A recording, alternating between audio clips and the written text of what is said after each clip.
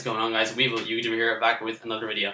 Now, everyone recently on YouTube has been talking about their ban list predictions for September 2012, and what I'm going to say about them is that people tend to make lists based on what they want to happen, rather than what they expect actually will happen. Because Konami do have an established pattern of how and why they ban a card, or restrict a card, or semi-limit a card, etc. It's not simply this random process. They have to really consider, is it worth limiting this card? Because they ban only maybe 4, maybe 5 cards each time, and they limit very few in comparison to, according to some people, the amount that they could limit. And so you have to consider that when you're making a ban list, you really have to consider, is this card really worth limiting, or semi-limiting, or banning? Or is it just something that's been annoying me of late, but hasn't particularly been topping at events or aiding people in topping at events, and isn't really worth hitting at all? So you have my ban list. It will be a list like everybody else's, yes.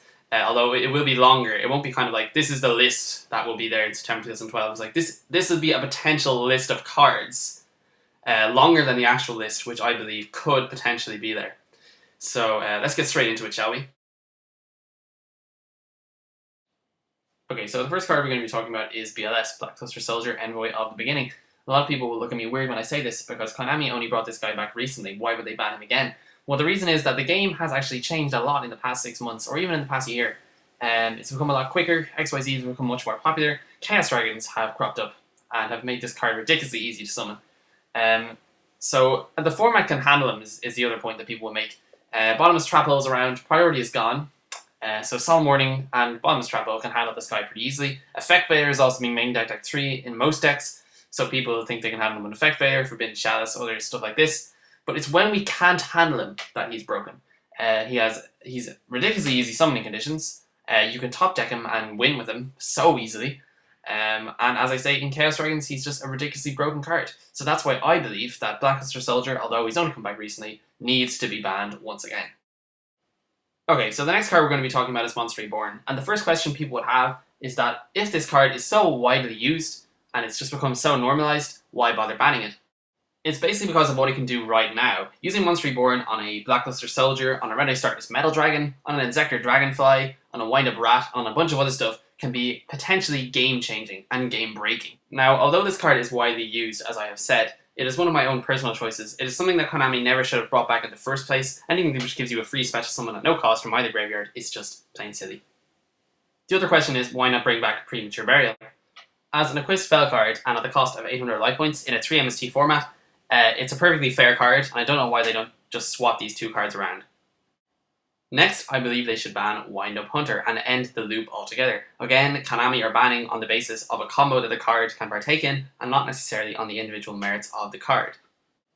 To be able to take your opponent's entire hand, or at least 3 cards out of their hand, with little or no cost to you, it's just plain ridiculous, it shouldn't be in the game, and the loop needs to go. I know I'm being cruel to wind-ups. I could just hit the carrier, maybe the Wind-Up Rat instead, and leave the Hunter be, but I really just think that the loop needs to go. Wind-ups can still swarm without him.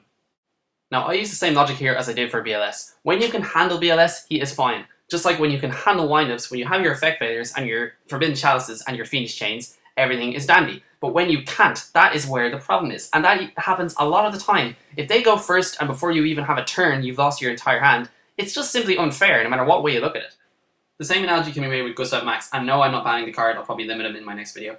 But anyway, now that he's out in the TCG, people will be using him in their Heraldic Dragon decks for an OTK, and the argument can be made that if you don't Vader the Atum, or the Red Eye Starkness Metal Dragon, or indeed the Gustav Max himself, then it is pretty much an OTK. But Heraldic Dragons aren't nearly as effective at performing that OTK as the wind-ups are at taking your entire hand. Plus, it costs them cards, whereas it costs the wind-ups there nothing. So I think that analogy is somewhat flawed.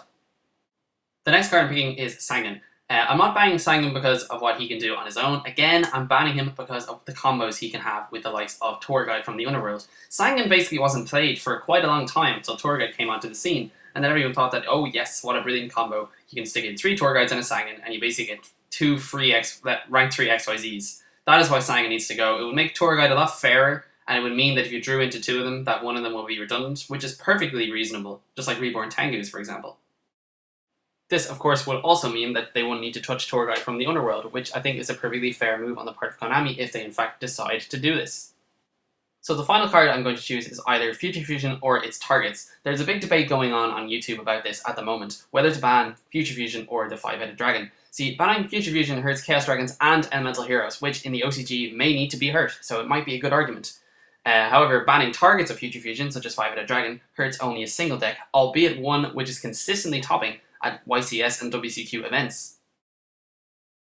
But I'm going to leave this decision open. Should Konami ban the targets of Future Fusion, or should they just ban the card itself?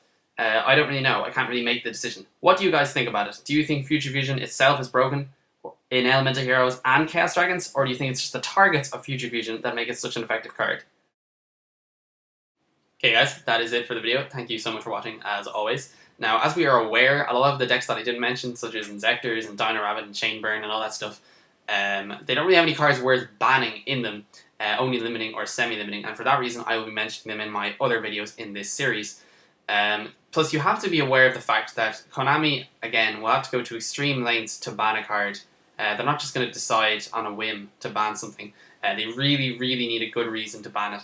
And the other thing to note is that they don't want to completely demolish a deck by banning one of its key cards. For example, you shouldn't ban Rescue Rabbit or Lagia or Dalka. Well, they're being re-released in tins anyway, so I very much doubt they'll be banned.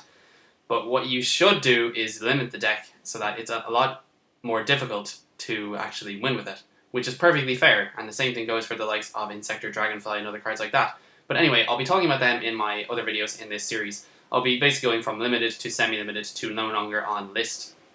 And in each of those videos, I'll also be talking about cards that could potentially swap with the card that I mentioned. For example, Monster Reborn and Premature Burial was an example of that.